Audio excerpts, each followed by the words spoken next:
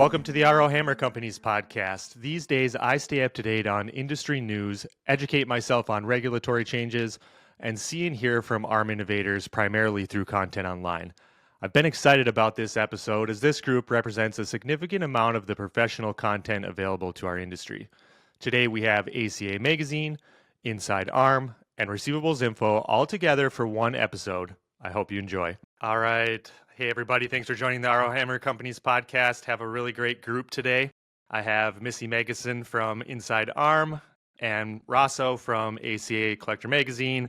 And I think many of you probably know Adam Parks. I'll let everybody kind of introduce themselves quickly and we'll jump in. Adam, you want to go first? Sure. I've been in the space about 20 years. I've been a debt buyer, a broker. I've worked with agencies. I've been a consultant, kind of all around doing different things in the space, but dedicated specifically to the space. Last 10 years or so, I've been really focused on creating content within the space. We started Receivables Info about 5 years ago, Receivables Podcast about 3 years ago, and now we're hundreds of episodes deep into creating content specific to the debt collection and receivables management industries. Great. And you want to tell us a bit about yourself? Sure. Yeah. I'm Rosso May, and I am the communications director for ACA International. I work with our communications team on our ACA daily newsletter and our website and Collector Magazine and a whole bunch of other content pieces. I work closely with all the departments in ACA, and I have been with ACA for about 25 years now. Missy, that leaves you. So I'm Missy Meggison, and I am the editor for insideARM and the general counsel for Auriemma Roundtables. I've been in the industry for a little more than 18 years. I started as a collections litigation attorney, filing collections lawsuits myself, ended up managing a collections litigation practice, switched in-house, ended up as general counsel and chief compliance officer for a national agency and debt buyer, and now I get to just talk within the industry. And it's Auriemma. Auriemma has 39 creditor roundtables. I get to bridge the gap between creditors and the debt collection industry and bring things from that perspective. So that's kind of where I fit into all of this. That's really great. I'm always very interested to learn how people kind of found their way to the ARM industry. I'd love to hear from each of you and kind of if you could tell us your journey. Sure, you I want can to go first. Go ahead, Missy. Mine was pretty simple. I graduated law school and I said, who's willing to pay me money to be an attorney? And that happened to be a collections law firm. And that was 18 and a half years ago. And here I am. It was luck of the draw. I found my way in. I ended up in a really good firm with with operations people beside me. So I got to learn legal and operations. And it fit. And here I am. I love it. You want to go, Adam? Sure. I left college after I finished my MBA. I started an immigration law firm, and we were growing. We were doing EB-5 investment visas in China. So I'd go to Orlando, option a hotel, go to China, and go through that sale process of bringing people into the LLC to purchase the hotels. It was a great business. In, I believe it was 2006, my housekeeper showed up one day and told me about the $550,000 home she just bought. And I went, hey, that math don't math, and immediately exited all of my real estate investments, including commercial and residential, and decided to sit on the sidelines. Moved literally out of the condo that she was cleaning down the hall to a rental because I didn't want to own any real estate. Took on a roommate at the time, one of my friends that needed a place to stay, who was working for Credit Max, which was a debt broker and a debt buyer out of West Palm Beach. And he said, man, you got to come check this out. And I said, all right, hey, let's go do it. And that was 20 years ago. And I just kind of went through the flow of different organizations as I kind of grew as a professional. But that's where I kind of entered the space. Interesting. How about you, Ann? I have a journalism degree, and I actually found ACA through an ad in the newspaper for a collection specialist. I grew up and still live in Minnesota, which is where ACA is based. But I wasn't familiar with ACA at all. Just coincidentally, though, my uncle was in the industry. He had a law firm that did collection work, and his firm was an ACA member. But I didn't know anything about the ARM industry. And on top of that, I actually wasn't super clear what a business association did either, if I'm going to be perfectly honest. But when I started, ACA did not have a daily newsletter. I think we were just barely in the beginning stages of building our website. But Collector is being published every month, and that's what I worked on. That's really great. I'm a big fan of the Collector magazine and of your articles, all of your content, to be honest. Thank you. I have to, in full transparency, when I first got into this, I knew absolutely nothing about it either, which I'm guessing is probably the case for many people. I think Missy and I actually talked previously. There's very few people, I think, who are, as a kid, say, when I grow up, I want to be involved in debt collections. It's Only been the rewarding. generational folks. Yes, yes, that's true. Actually, recently, I'm friends with Heath Morgan, and his story is he talked about going to ACA events as a kid, and that there was like programming. People would bring their families in. There was separate programming for the kids, the family, collectors in training. I think it's great. Yeah. So, again, big fan of everyone in this group's content. Can you talk a little bit? I'm a big believer in kind of how content supports the industry and kind of is a mechanism for continuation. We can talk about all the different aspects of that, compliance, innovation, those types of things. Can you tell us a little bit about, we'll dive into that further, but can you tell us, just starting, a little bit about how you're choosing the content that you're putting out? Sure. I mean, from a content perspective, how do we actually select what articles we're going to create? A lot of it just comes from the frequently asked questions that I get as a consultant. So people call me on the regular looking for advice on one topic or another, or we'll have these conversations at conferences where they tell me where they're struggling or where they have a lack of understanding.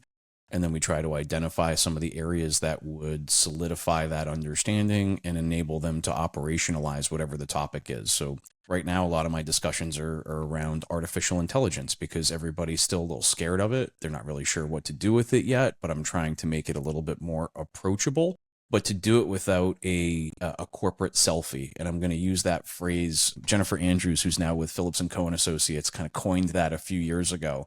And it's hard to create content in a space that's this small without doing that. So, I've tried to create 2 channels. We have our 5-minute pitch where we allow people to actually just straight up pitch your product. And then when we're doing a podcast or something like that, I do not accept product pitches. It needs to be about the expertise or the topic around it. And so it does allow us to diversify our types of content, but a lot of this is coming from the industry and really like what questions are they asking and what struggles are they currently facing? Because I'm still actively involved as a consultant.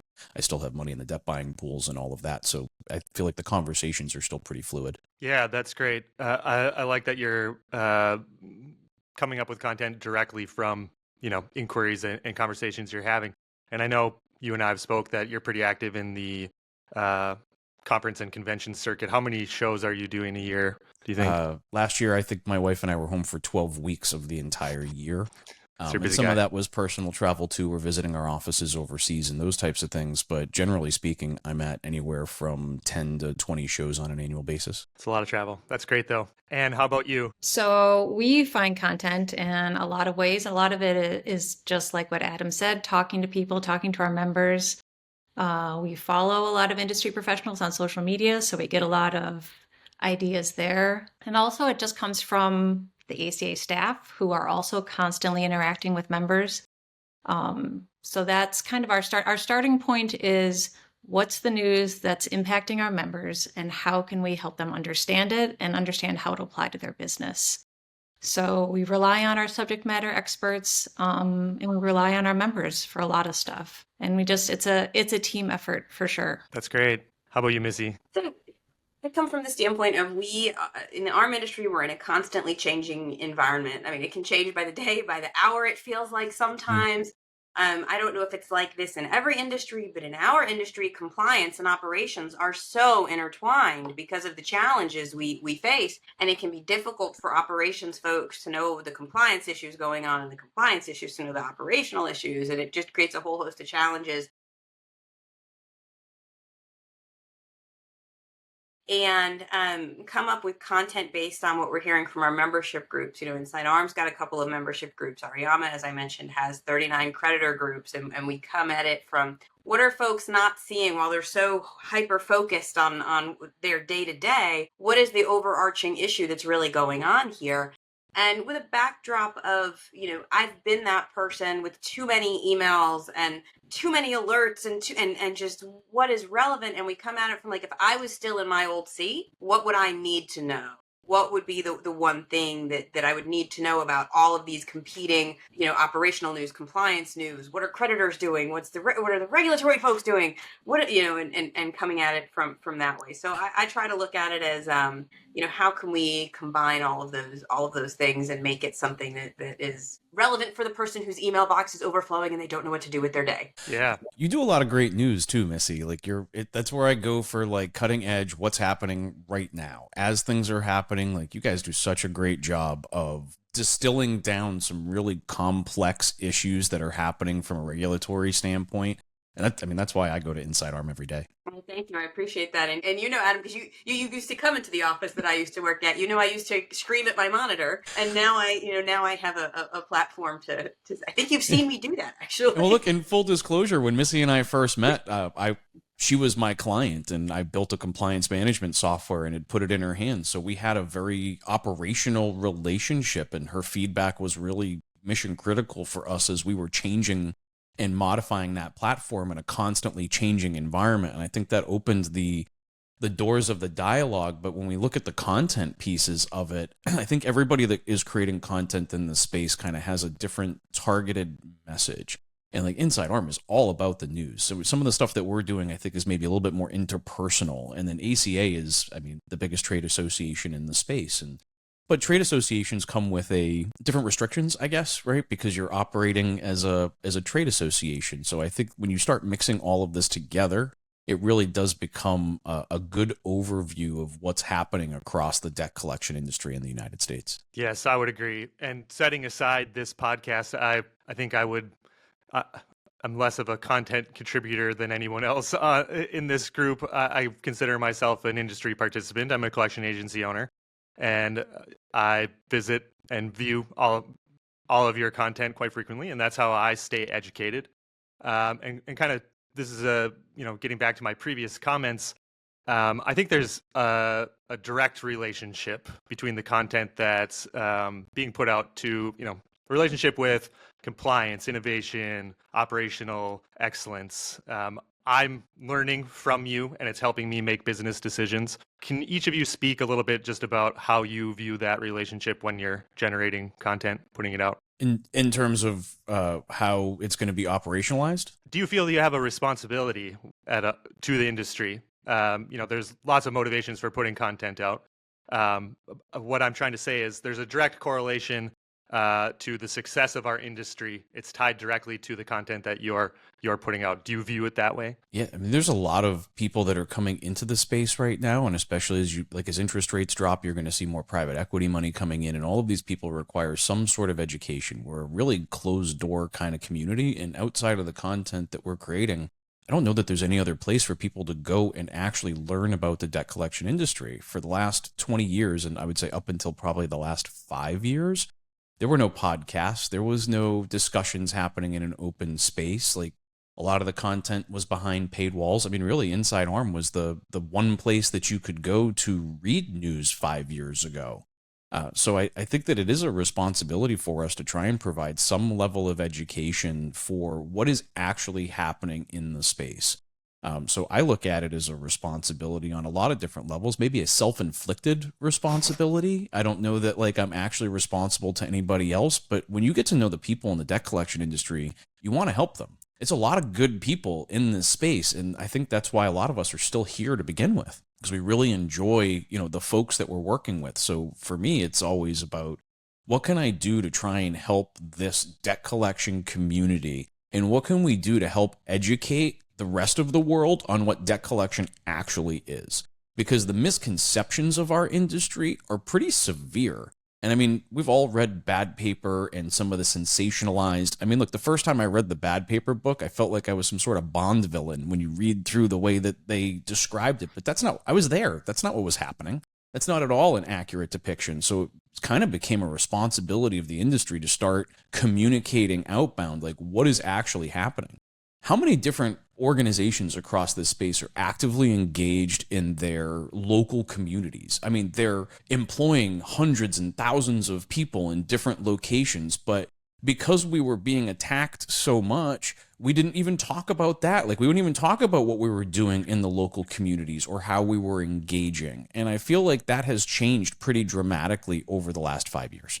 Such a good job of bringing that, bringing for your clients out what they're doing in the communities. I know I've seen so many pieces where you go into what they're doing, and it's wonderful. I was going to say, a rising tide raises all boats, right? And I feel that there is a sense of responsibility to help be those, that rising water. In our industry, one bad court case, one bad regulatory consent order affects everybody, and now everybody's got to shift their operations, and everybody's got to add more compliance to what's going on, and we're literally all in the same river, same ocean, same whatever, and we're getting hit by the same currents. And so I think there is a responsibility to bring pertinent issues to the forefront, so that folks are aware of them. For example, I've written a few articles that say, don't just take the attorney that your insurance company sends your way, get an industry expert, because you get bad opinions when you have attorneys that don't really know our space, to the extent you can. I have ranted on that, a few times.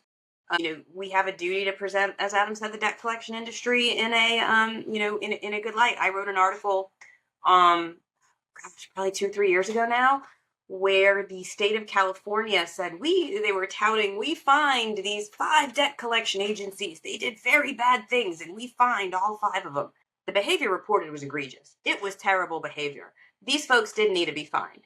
But when you peeled back the order, all 5 of them had an unknown principal place of business. They had, what debt collector can you not find to send them a payment? And the point that I made, and I took this from David Reed at RMAI, the point that I made was these are criminals, not debt collectors. If a doctor, if someone poses as a doctor, they don't get called surgeon. If someone poses as a lawyer, they don't get called counselor. And there's a problem where we call criminals who choose debt collection as their vehicle to do crime, we call them debt collector, and they're not. And I think we have a responsibility to the industry to bring those things forward. Yes, and when there is a bad actor who's a doctor or a surgeon, the news that comes out is not every doctor is horrible and a villain, and that's the difference. What do you think, Ann? Yes, I would agree. It is maddening being painted with such a broad brush. But also just to circle back to all the things that these industry participants are doing in their communities. It's so interesting to have watched that evolve. Like, I remember maybe 6 or 7 years ago, I would talk to our members about a fundraiser that they had did or a community work they had done. And they were like, oh, we don't want to talk about that. That's bragging. And that's just like not something we want to promote. And that has changed so much. I think people are realizing now that, people want to hear good news. People want to hear what you're doing. So I love that has turned in the industry a lot too. Yes. And also I would say that I wrote an article for Collector last year about all the ways that our members are educating consumers, like pushing out financial literacy information and stuff. And that just won a B2B award. And I love that, not just because we won, but because there's like a whole panel of judges outside of our industry who read that and got, a more clear sense of what's going on and what, how much our members care about the community. Yes, I would agree. I think that ACA also does a very good job of putting data about the impact that our industry has, the benefits, and that's important. I think taking it a step further, and actually was kind enough to share a preview of an article that's going to be coming out about outsourcing. And I think that article is a really good example. The content that this group is putting out is kind of geared towards industry participants, but it also has a significant value for those of us who are working for third-party clients. There, to date, to your point, Adam, years ago, there was not access to training, education, the way that there is now. And obviously social media and the internet has helped that significantly. But we still have conversations with our clients. I mean, text and email, digital communications it's been a pretty prevalent, important part of our industry for some time, but clients are lagging behind. Like there just aren't the resources for them to fully understand the process, the compliance components. We have, agents offshore, and I know that Adam, you do some outsourcing as well. So using that article as an example, it's a really great way, something that we can share and explain, and that's a big part of this business. I think maybe this is a good spot to segue. There obviously are some changes happening in our industry, and I'd like to hear, Adam, you mentioned lots of talk about AI in the past 12 months, but I'd also like to hear, setting AI aside, maybe if you want to touch on AI, that's great. But setting that aside, what are the major topics that you're getting the most traction or the most engagement, or people are approaching you with questions about? So for me right now, it's the TransUnion Debt Collection Industry Report. I was hired in 2024 to conduct a survey across the industry and then draft a report on that. And now we're preparing for the 2025 report. And so I've been on stage all over the industry talking about really that we're all expecting this increase in the volume of accounts. And I'm sitting here running the math myself, and it's almost scary that, my expectations of charge-off volumes exceeding the 2008 volumes like in the next 2 years, just based on what I'm seeing in the math right now. And so as we start to think about that, an increase in the volume of accounts historically has meant a decrease in liquidations.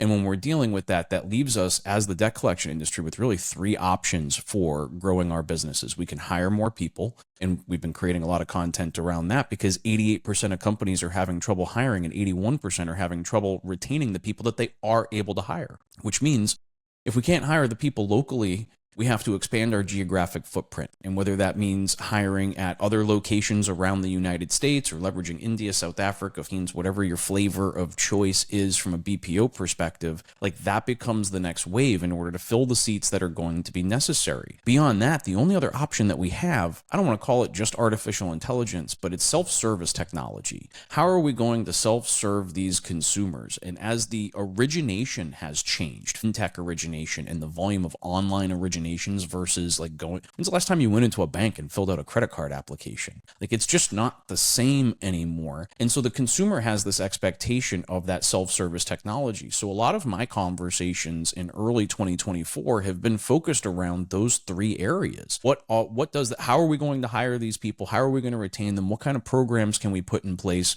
And how are we going to ultimately collect more payments online as spam filters and all of this other technology starts to come into play? I mean, I think I've got 3 different spam filters on my phone. I can only imagine what a consumer is doing if they're being bombarded with phone calls that are actually from debt collectors. And now we've got 7 and 7, and some of that has changed, but I feel like that Reg F train has kind of left the station. Either you're on board with it now or you're a criminal. So it's pretty much the only options at this point, but that's what I'm seeing in the space right now. Anna, Missy? Yep, I can jump in. I would say that we got a lot of inquiries toward the end of last year and the beginning of this year about the Corporate Transparency Act, which to me came out of nowhere and was such a roller coaster ride that we got so many questions about what was going on with that. How is that going to impact our members? That's died down. And now we're seeing a lot about the regulations related to medical debts and everything going on with the CFPB. And there's so many changes with that every day, it feels like. So that is a big thing of what I'm seeing. And also, like Adam said, automation, technology, we get tons of questions about email and text messaging still too. People just want to know them. They want to know the compliance rules about that. They want to make sure they're doing it right. So that has for sure been very popular with our members. How about you, Missy? For us, it's really been mostly focused on the regulatory landscape, the huge seismic shifts there, and what's happening, and what we can expect from the states, and how we can stay ahead of the curve. We're getting a lot of folks saying they don't want to be caught the way they were in whatever it was 2008, 2009, where all of a sudden the CFPB was legislating by consent order, and they don't want to be caught there from the states. Everyone wants to stay ahead. They know the ramifications of not staying ahead. So that's where we've got some focus, and there's additional focus on bringing players that are on the same side of the coin together, right? Creditors aren't always just our clients. They're not always just our sellers, right? we're on the same side of the equation on a lot of this stuff, and bringing those themes and topics together is where we're really getting some inquiries and interest, and that's where we can, since insideARM is part of our Auriemma Roundtables, that's where we can provide some unique insight there. That's really great. Yeah, I think one of the I agree with you. I think that our industry has changed. I'm looking back, 20 years ago. I don't think there was the same level of communication or transparency between agencies. People willing to share what they were doing. It was a little more closed off. A lot of smaller participants at the time, and it was, people did a couple of counties rather than a couple of states, and now you have a lot of nationally licensed agencies. And I think the next step, to your point, is greater transparency between the agency and client, and that line becoming further blurred. And I think that's a really good thing. Missy, given your legal background, I want to take this opportunity to pick your brain a bit, and like to hear from Ann and Adam on this as well. Let's talk about the CFPB for just a quick second. Been in the news, important topic, obviously. Do you see 50 state CFPBs popping up at, low-hanging political capital to be earned there? Where do you see it going? I think the states are going to take a bigger effort. Is it going to be 50? Maybe not. Is it going to be 40? Maybe not. Is it going to be over 30? Probably. I mean, I think it's going to be a significant challenge for the industry. The CFPB had its problems. The way that the last several years went with, new rules by interpretive rule and just kind of creating things out of whole cloth was not good for the industry. But by the same token, if the industry has to comply with 20 or 30 different regulatory schemes that conflict with each other, it's going to be an absolute nightmare operationally, compliancy, if that's a word. So I do see some, we know California, we know New York, but there's gonna be other states that pop up. I do see the states taking a broader role, and the attorneys that I've been talking to are saying the same thing. I have not heard any one person say, nope, states are going to sit it out. They're just going to chill. They're just going to relax. So do you anticipate the sum of the parts, so to speak, being more restrictive than what the CFPB was asking? I think it depends on the state, and I think no one need look further than New York, which has, I think it's New York City or whatever, has the rule in place, or the rule they're trying to get in place, that says things like, you can't text a consumer unless you, debt collector, communicate with them directly and they say that they want to be texted. And I want to hone in on the ramifications for the consumer about that. That is not a good thing for the consumer. If I, consumer, say, creditor, don't you ever call me. I want you to only text me. And then my account gets charged off and it goes to a collection agency. Now that collection agency is being forced to do the very thing that I already told you that I don't want. And it's going to be very disruptive. And New York thinks they're doing something good for their consumers, but they absolutely are not. And the challenge that we face when the states get involved, Anne referenced the medical debt issue. We don't need to look any further than what Nevada did with medical debt, whatever it was, 3 years ago. And they said, you need to send all debt collection letter, all your first letter needs to be certified in order to even start the debt collection process. I, as a parent with 2 small children, the thought of going to the post office and picking up a certified letter sounds like probably like the worst thing I could ever do with my time, and I'm not going to do it, and because we had people that didn't understand the industry, didn't understand what they were saying, trying to protect people and making it so much worse for them. And that's what I think we're going to see from the states. That was a really long answer. I'm sorry, guys. That was a great answer. It was a great answer. I agree. And I agree with you wholeheartedly. I think that a lot of regulation is well-meaning, and lack of knowledge is probably a part of it. There's political motivation there as well. But yes, very interesting. Ann or Adam, what do you think? It's the unintended consequences. And let me tell you something about Nevada. It's not that they don't understand. It's that they don't care to understand, because ACA, RMAI, and other trade associations were there trying to educate, and they make these decisions purposefully. I was actually on one of the webinars with one of my other attorneys from outside the industry that represents me in other businesses, and we just happened to, the webinar was playing in my office while we were sitting here having a conversation, and they looked at me and they went, you realize that everything that they just said contradicts itself, right? Like there's literally no way to comply with what's being asked. And so I think the states are really dangerous because things move real quick. I think I saw one yesterday, was it Oregon that passed, and it was like an 18-10 vote. I mean, you're talking about a small group of people who I guarantee you have no understanding of the debt collection space or what unintended consequences are going to come from their actions. Now, going back to your original question about what happens with this migration from the CFPB, I think you are going to, follow the job postings. Like that's just follow the job postings. You have all of these federal employees that are becoming available. You've got the states trying to pick them off. But I think the challenge the states are going to have is they don't have the same budget, right? Like the state of Virginia, the state of New York does not have the same budget as the unlimited, omnipotent budget of the CFPB. And that's where I think there's going to be some complication, and they're not going to get all of the people that they were looking for because that staff at the CFPB was not inexpensive. And when you shift that kind of weight to the states, they're going to have to allocate some pretty significant cash flow to that. My concern with that is that they start actually leveraging some of those fines and things like the CFPB did through their through their enforcement or their legislation through regulation through enforcement, I believe was the term. I'm concerned that they're going to start trying to find people to fund that operation, and that really changes the dynamic and balance of fairness from a governmental perspective. But I think it's a real risk that we have to consider. To Missy's point, is it going to be all 50 states? No, it's not. Clearly, it's not going to be all 50 states. But it only needs to be 3 or 4, right? Like, and it's probably going to be closer to 20 or 30, but 3 or 4 conflicting situations is going to require, remember all the work that we put into complying with Reg F 7 and 7? And all the podcasts, webinars, and meetings, and content at the conferences, and everything else that we put into that. It probably cost this industry hundreds of millions of dollars to comply with that rule set. So if you start creating this mix match, and part of the problem here is that states like to work together. Something pops up in one state and it starts showing up in other states. And I'm afraid to see a coordinated effort of that type of behavior starting to happen where they intentionally create these conflictions in order to force the industry to basically spend, right? It almost looks like the Vietnam War. They're just trying to bleed us and continuing to have to put resources behind things that are not necessarily helping the consumers.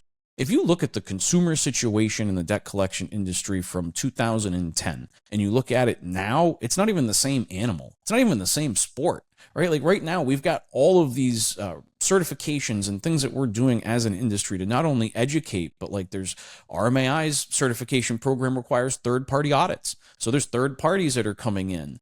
And it's just not the same sport that it was in 2010. I think we're dealing with a very different situation these days. Would agree. What do you think, Ann? Yeah, I totally agree with that, Adam. And I do think the patchwork of state laws that could be coming is scary, and it's going to be really overwhelming to a lot of companies. Yeah, I would agree too. I seem to have this conversation quite frequently, and it's not always around regulation. I think there are some other factors, but regulation, given our current landscape, is a big part of it. We're going to continue to see further consolidation. If you look back 10 years ago, the amount of collection agencies versus today, it's been reduced significantly. When you start to have, let's call it, using Adam's math, 20 state CFPBs, conflicting regulations or ambiguous or unclear, the cost of compliance, setting aside the potential litigation consequences to or enforcement action, just the cost of attempting to maintain compliance is going to increase, driving profits down.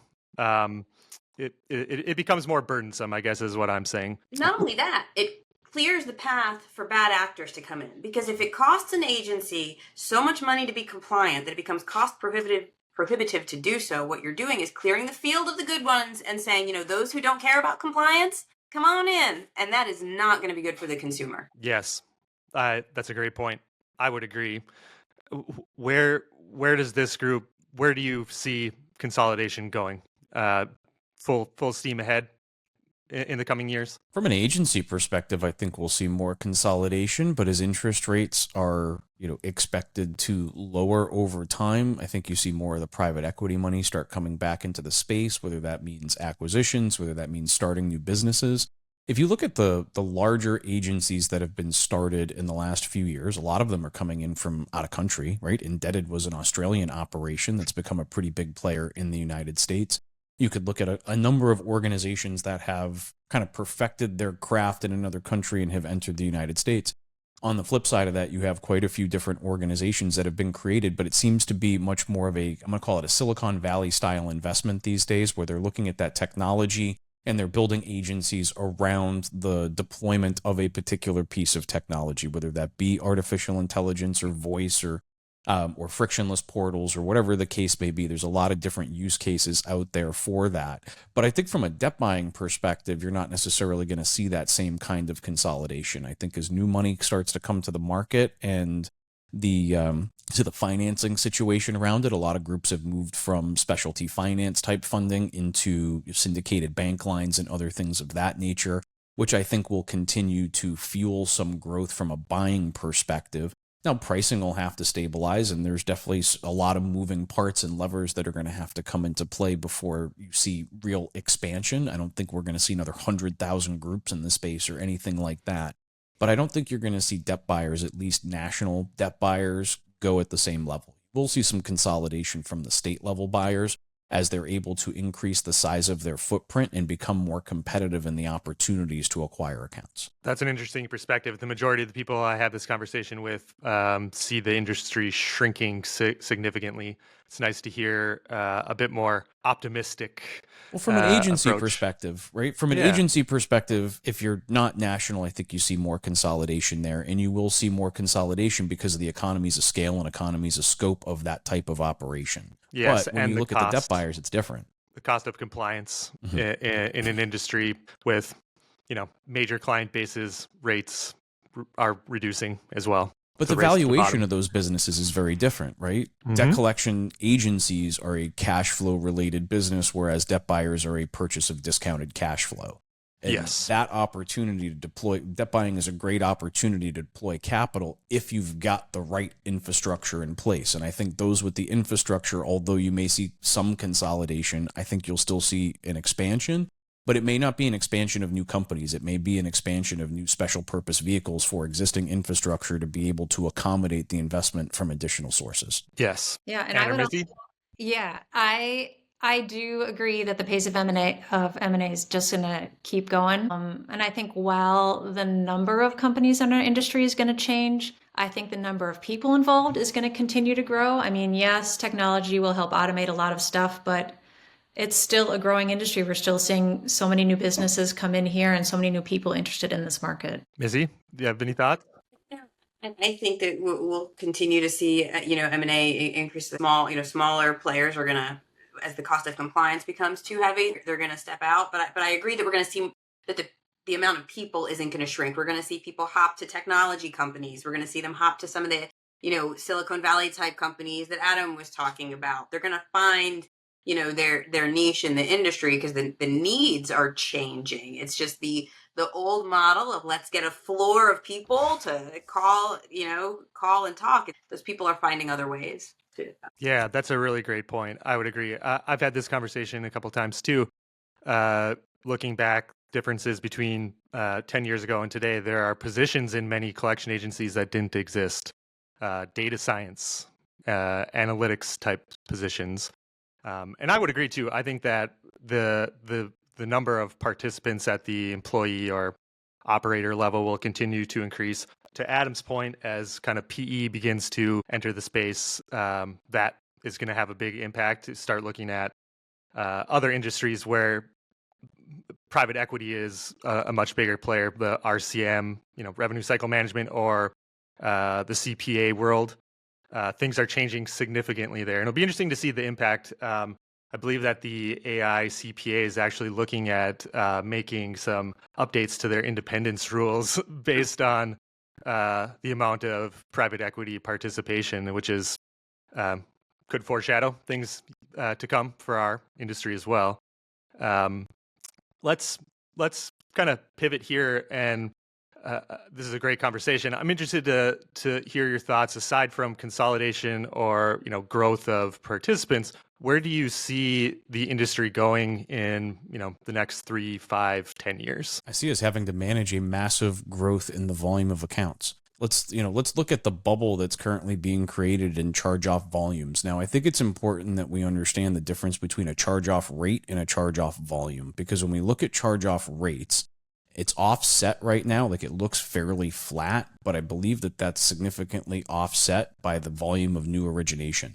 In 2024 Q4 TransUnion Consumer Pulse Survey, they reported the highest new credit card origination in the time in which they've been tracking it. That's a scary thought when you think about how much that's happening right now, right? So with all of that happening, I think we can all agree that we're expecting this increase of accounts to be coming down the pipe. But now let's throw a wild card in the mix called buy now, pay later. And let's talk about what kind, I believe that there's a giant bubble of accounts. And I also believe that buy now, pay later will be the pin that pops the bubble. Because now you've got all of these consumers that have loans on top of loans on top of loans that are not being calculated in risk models. They're not being evaluated from a credit card standpoint. If you look in the 2006, 2007 time period, you had a lot of consumers that were rolling credit cards to special rates, right? They would take that opportunity to take the new credit card with the no interest for 12 months or whatever, and they were rolling those cards around. Well, now we're starting to see the TransUnion aggregated excess payment, which is how much the consumers are paying above and beyond their minimum payment, is shrinking, but fairly significantly to some pretty scary rates. Is that starting to decrease? We can see that these consumers are more stressed than maybe they've ever been. And when you start dealing with the younger generation, 2008 was not yesterday, right? It's been some time now. And so we're not necessarily dealing with the same consumers that necessarily remember what happened then or experienced it to a level at which it's impacting their future financial decisions. And I think that's the challenge that we're going to face as an industry, is we're going to see a increase in the volume of accounts, but the collectability of those accounts is going to suffer pretty significantly. So one of the reasons that I always love talking with Adam is because we come at things from just totally different sides of the equation. And that's why every time we get on, on a call, we end up on for 90 minutes or something. So my brain went somewhere totally different with that. I didn't think about accounts and the operations of things. I went to how we deal with consumers, right? Mm-hmm. In the 18 years that I've been in the industry, we've gone from calling them debtors to calling them consumers, right? And I see us continuing down. I see the industry continuing down the path of being consumer centric, right? And showing the service that we do provide to consumers. Does anybody want to get a debt collection call? No. But do they want to learn that they can settle that $1,000 debt for $400 or whatever it is? Yes. And they don't know that they have any options. And I think that the industry has become very sensitive to the branding awareness of our clients, our sellers. And I think we've become very sensitive to the fact that, it used to be you don't want to get recorded and end up on 60 Minutes. Now it's you don't want to get recorded and be on TikTok in 4 seconds, And I think that there's a real sensitivity for what we how we serve consumers and how we treat them. And I think that's going to continue to increase, overlaid with the compliance and the ops. So I went a totally different. No, and I respect that, right? Debt collection is becoming a customer service business, and the creditors don't want to sell to you if you're not going to manage those accounts and treat those consumers the right way, because now they're all looking at that opportunity to lend to them again. They've got different programs for different credit levels. And a lot of those groups are really looking at that. I did a webinar not too long ago with a major fintech who said straight up, the number one thing that I look at even before performance is the customer experience. What customer experience are you going to give them? Yes. What do you think, Anne? Yeah, I agree. Actually, my brain went right where Missy's brain went. The consumer-centric approach is just going to keep becoming more and more important. I mean, we run articles in daily where we gather Google reviews for a lot of our members, and we'll compile them and say, this is what consumers are saying about our members.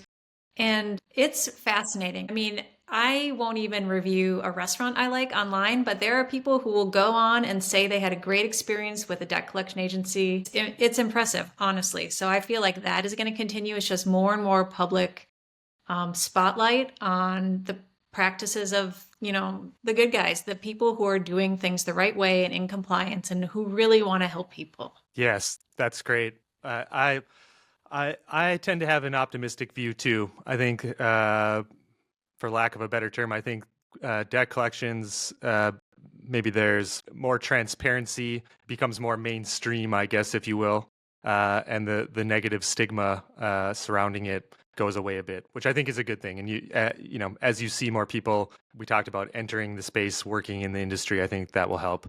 Were you But gonna I was say gonna, something?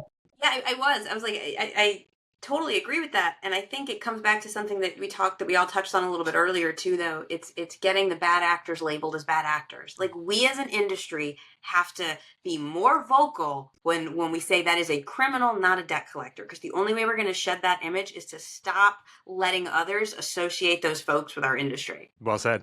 I agree. We're running close on time. I have a couple of things. And Adam, I wanted to touch real quick on something you mentioned and get everyone's feedback.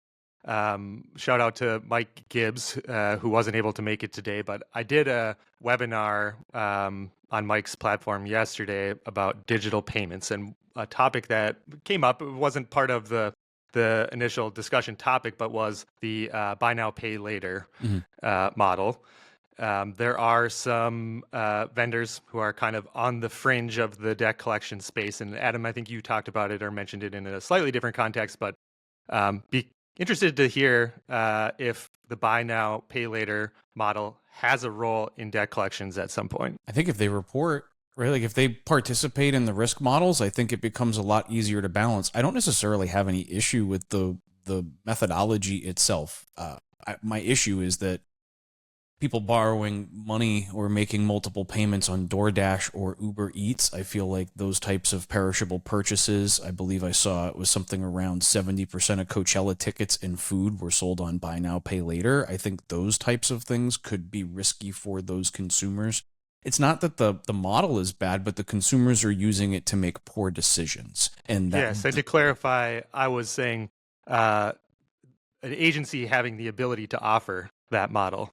Like let's say that. How is that different from a payment plan, right? Like how is that different from a partial payment arrangement? Well, that's a great question, and we discussed this too. I guess it would work for a debt buyer or contingency agency, but let's say that I have a third-party client who allows us to settle a bill for 70 cents on the dollar, but it has to be a one-time payment. So there would be, what's the delta between the interest paid and the 30% that you're saving? I think that would be a model where there would be value to both parties, something like that. It's interesting, but that sounds like a pretty big risk for the agency to be taking, because if the agency can't recover, they're due that 70% settlement, because the creditor's not going to take a haircut if it's outside of their settlement parameters. Yes, I was saying that. Great point. And I was saying this would be a third-party vendor offering the buy now. I guess it could. I go back to I don't have an issue with buy now, pay later. My only issue is that it be included in the risk models so that lenders that are lending credit cards, auto loans, mortgages, and everything else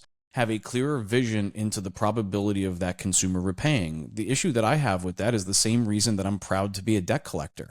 We make credit available because lending is a risk versus reward probability. Why would I lend any money if I'm not going to be able to collect it? I'm not in the business of giving away money, and I don't know anyone who is.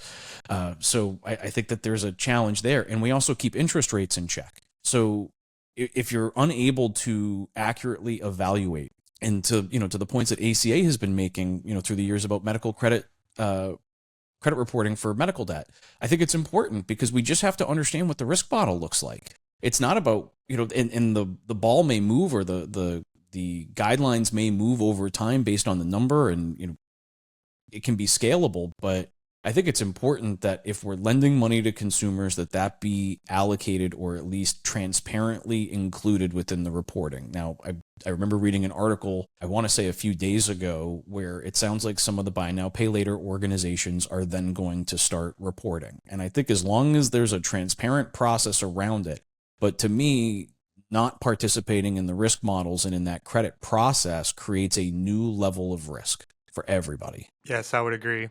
I think that not reporting medical debt probably adds a new level of risk as well, but maybe a longer conversation.